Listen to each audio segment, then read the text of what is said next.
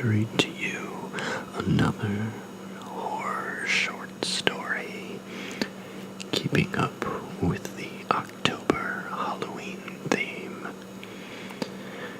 The story I'll be reading tonight is called The Monkey's Paw by W.W. Jacobs. I'm sure many of you have seen some form of adaptation of this story, as it's been done on episodes of The X-Files and The Simpsons Treehouse of Horrors, and many other TV show and film adaptations. It's a classic, so I hope you enjoy it. So, without further ado, The Monkey's Paw. Without, the night was cold and wet, but in the small parlor of Laburnum Villa, the blinds were drawn and the fire burned brightly. Father and son were at chess, the former, who possessed ideas about the game involving radical changes, putting his king into such sharp and unnecessary perils that it even provoked comment from the white-haired old lady knitting placidly by the fire. "Hark at the wind," said Mr. White, who, having seen a fatal mistake after it was too late, was amiably desirous of preventing his son from seeing it. "I'm listening," said the latter, grimly surveying the board as he stretched out his hand. "Check." "I should hardly think that he'd come tonight," said his father, with his hand poised over the board. "Mate," replied the son. "That's the worst of living so far out," bawled Mr. White with sudden and unlooked-for violence.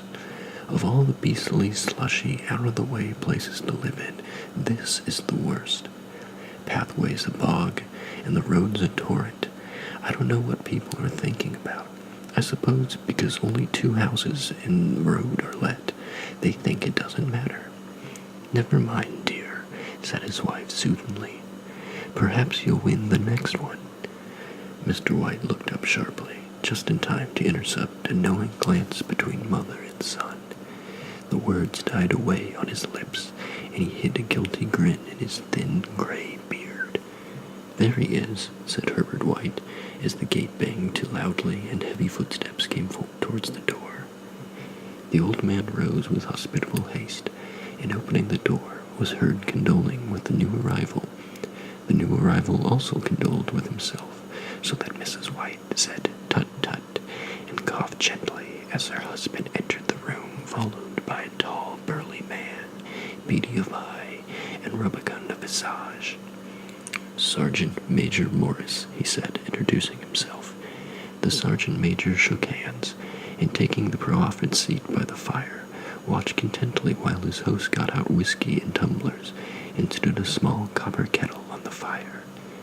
At the third glass, his eyes got brighter, and he began to talk, the little family circle regarding with eager interest this visitor from distant parts, as he squared his broad shoulders in the chair and spoke of wild scenes and doughty deeds, of war and plague and strange peoples. 21 years of it," said Mr. White, nodding at his wife and son. "When he went away, he was a slip of a youth in the warehouse. Now look at him." "He don't look to have taken much harm," said Mrs. White politely.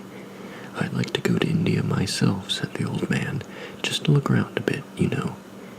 "Better where you are," said the sergeant major, shaking his head. He put down the empty glass and, sighing softly, shook it again. "I should like to see those old temples and fakirs and jugglers," said the old man. "What was that you started telling me the other day about a monkey's paw or something, Morris?" "Nothing," said the soldier hastily. "Leastway, nothing worth hearing." "Monkey's paw," said Mrs. White curiously. "Well, it's just a bit of what you might call magic, perhaps," said the sergeant major offhandedly. His 3 listeners leaned forward eagerly. The visitor absent-mindedly put his empty glass to his lips and set it down again. His host filled it for him. "To look at," said the sergeant major, fumbling in his pocket. "It's just an ordinary little paw, dried to a mummy." He took something out of his pocket and proffered it. Mrs. White drew back with grimace, but her son, taking it examined it curiously. "And what is there special about it?" inquired Mr. White, as he took it from his son, and having examined it, placed it upon the table. "It had a spell put on it by an old fakir," said the sergeant major, "a very holy man. He wanted to show that fate ruled people's lives, and that those who interfered with it did so to their sorrow. He put a spell on it, so that 3 separate men could each have 3 wishes from it.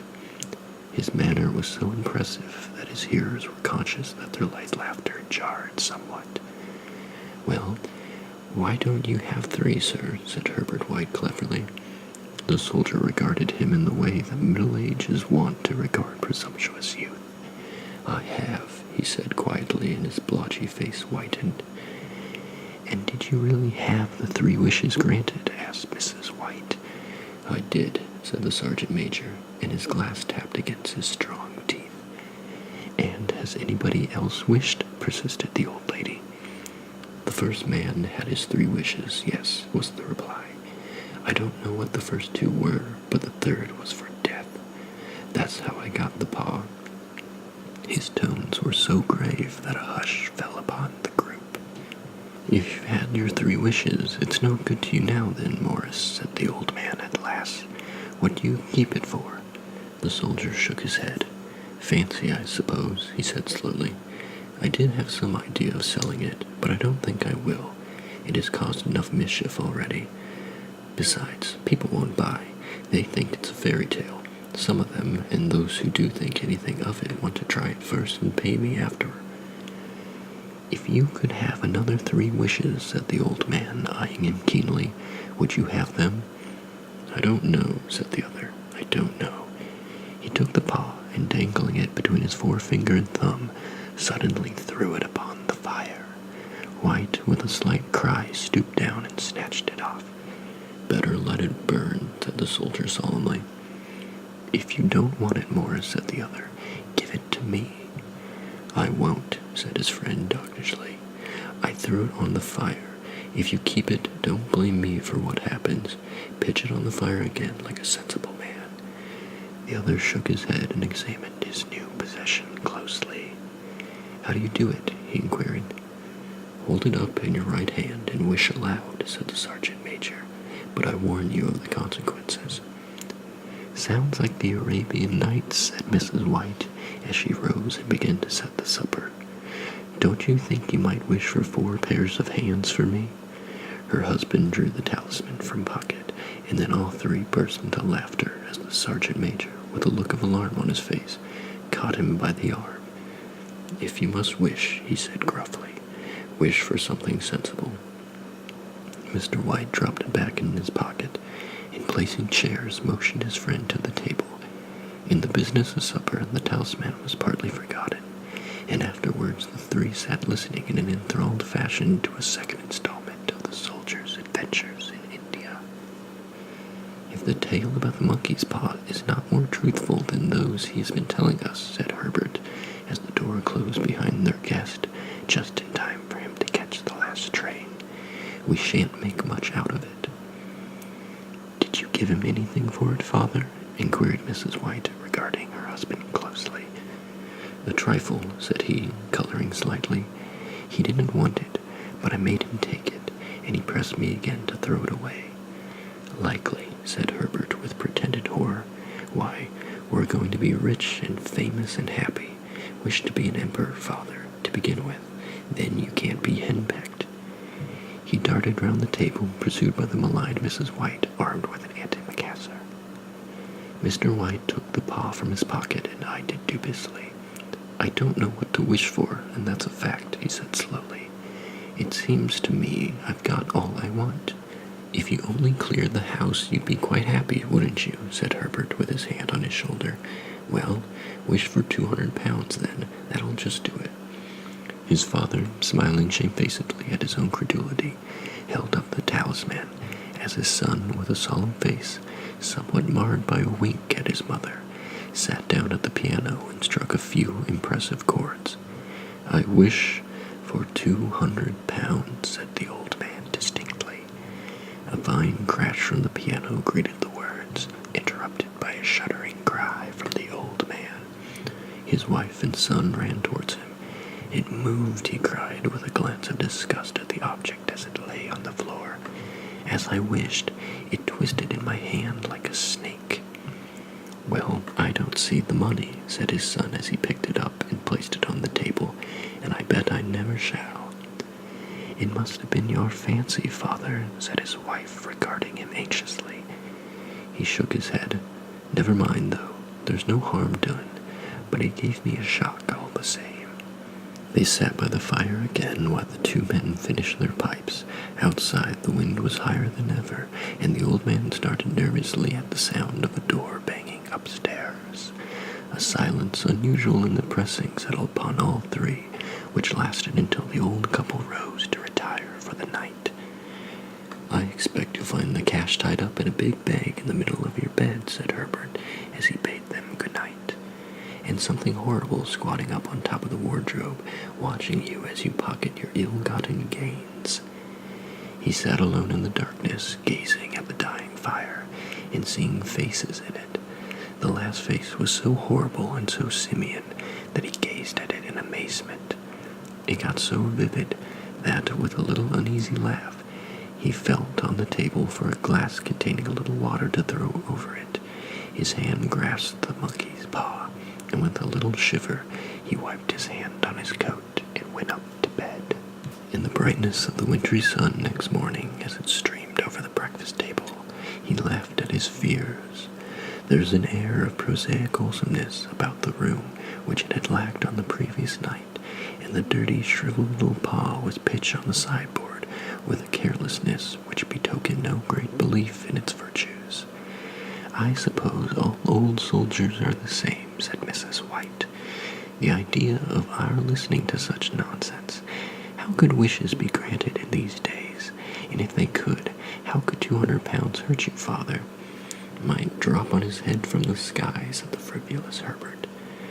"Morris said the things happened so naturally," said his father, "that you might, if you so wished, attribute it to coincidence."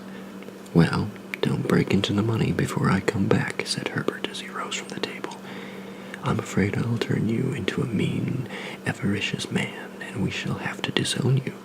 His mother laughed, and following him to the door, watched him down the road, and returning to the breakfast table, was very happy at the expense of her husband's credulity, all of which did not prevent her from scurrying to the door at the postman's knock, nor prevent her from referring somewhat shortly to retired Sergeant Mabers of bibulous habits when she found that the post brought a tailor's bill.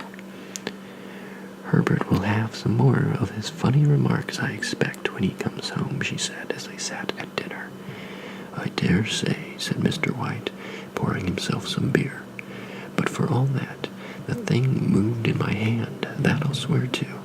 "You thought it did," said the old lady soothingly. "I say it did," replied the other. "There was no thought about it. I had just— What's the matter?" His wife made no reply.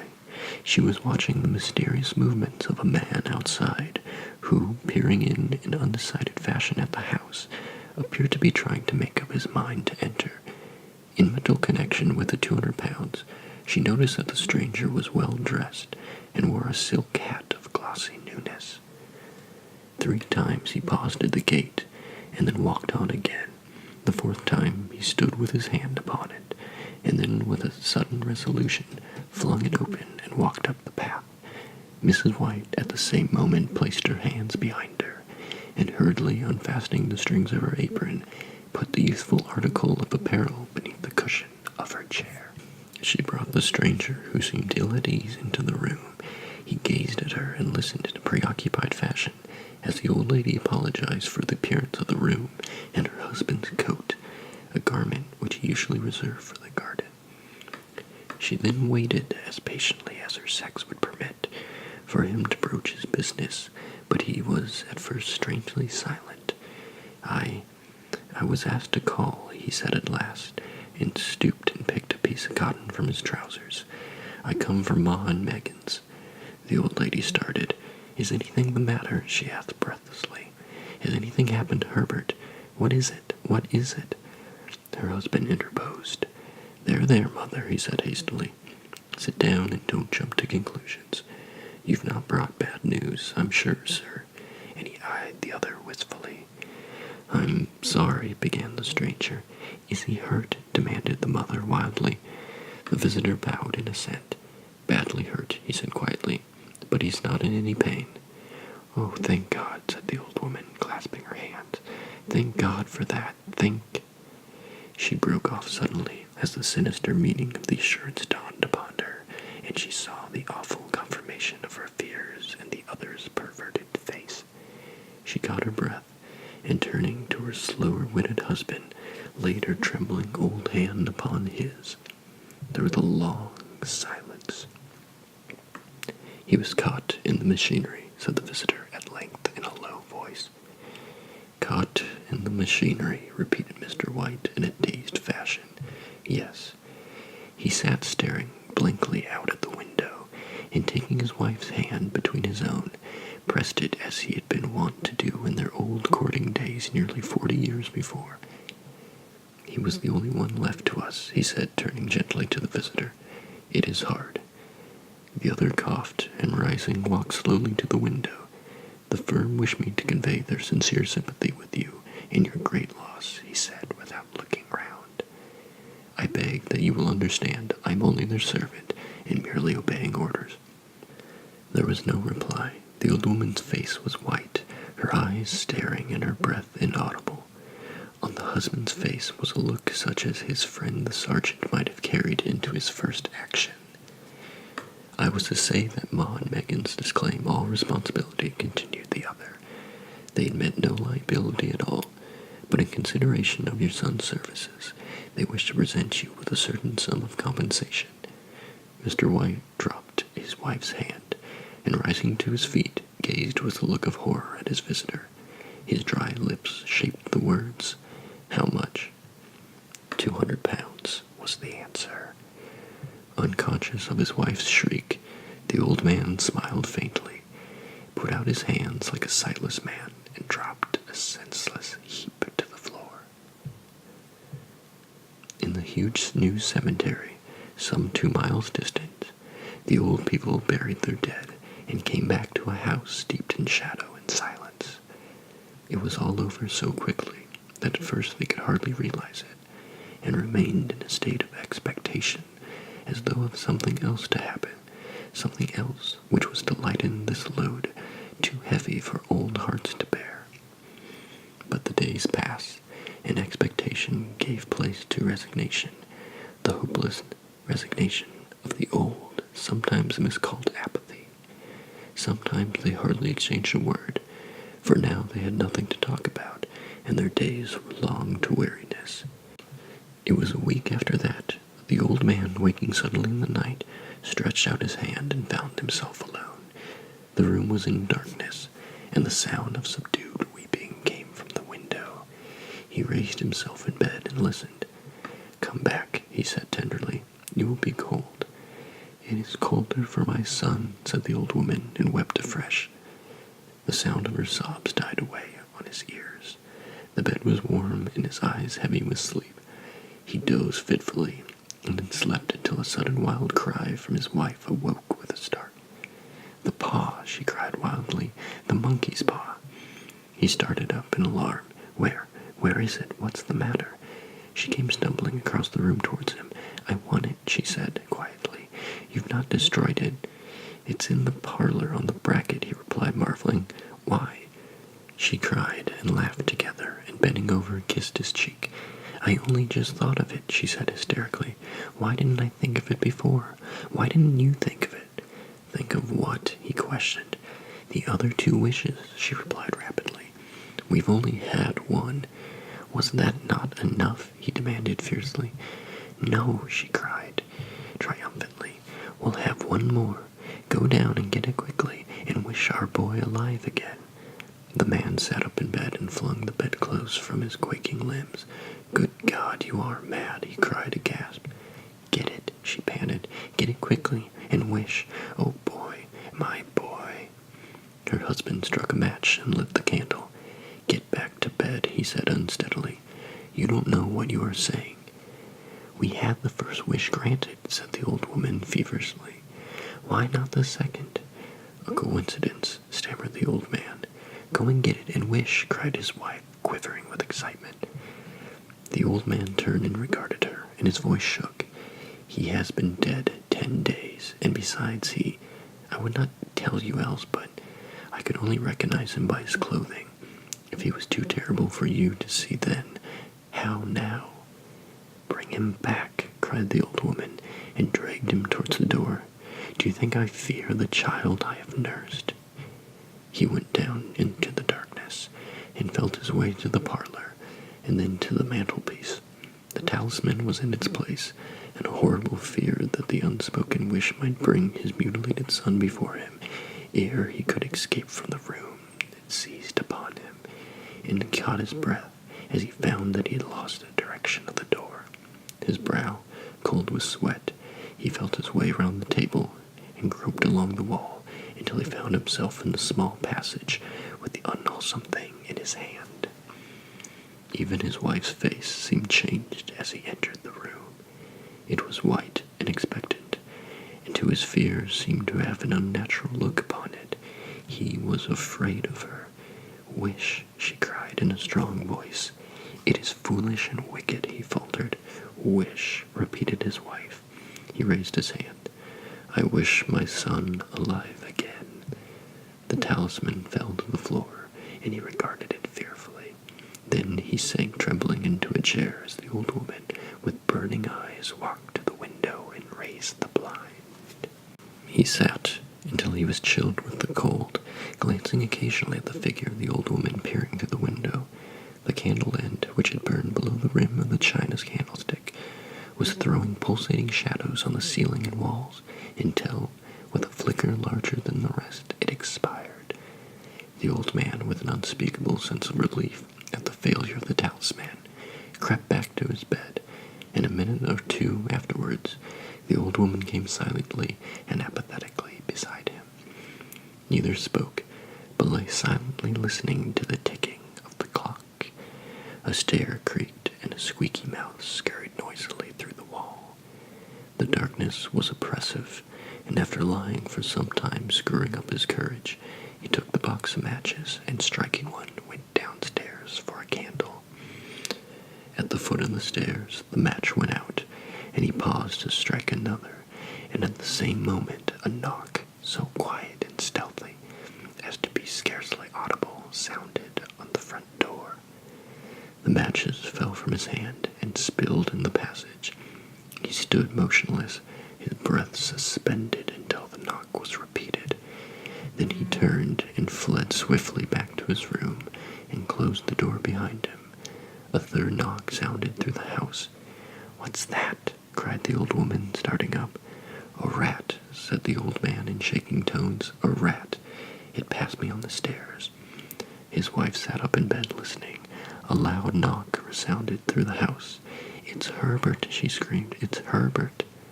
She ran to the door, but her husband was before her, and catching her by the arm, held her tightly. "What are you going to do?" he whispered hoarsely. "It's my boy. It's Herbert," she cried, struggling mechanically. "I forgot it was 2 miles away.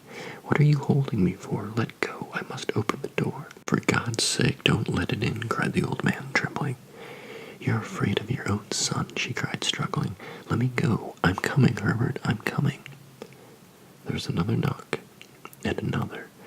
The old woman, with a sudden wrench, broke free and ran from the room. Her husband followed to the landing and called after her appealingly as she hurried downstairs. He heard the chain rattle back and the bottom bolt drawn slowly and stiffly from the socket. Then the old woman's voice, strained and panting. "The bolt," she cried loudly. "Come down. I can't reach it." But her husband was on his hands and knees, groping wildly on the floor in search of the paw. If he could only find it before the thing outside got in.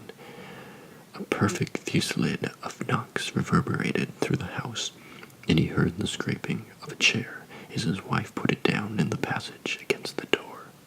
He heard the creaking of the bolt as it came slowly back, and at the same moment he found the monkey's paw and frantically breathed a third and last wish.